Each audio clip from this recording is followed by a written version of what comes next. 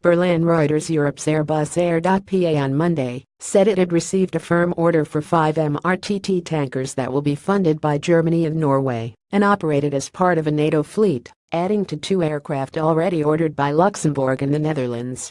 The order came from Europe's Organization for the Management of Cooperative Armament Programs (AIR) and finalizes a move first announced on June 29 by NATO about the 2 countries joining the Netherlands and Luxembourg in operating the fleet.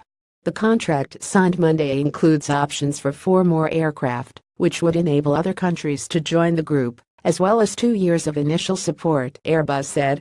Airbus gave no financial details, but the German parliament in June passed a budget that said Germany would contribute €1.4 billion £1.23 billion to the program. Reporting by Andrea Shalal, editing by Madeline Chambers. Our Standards. Thomson Reuters. Trust Principles.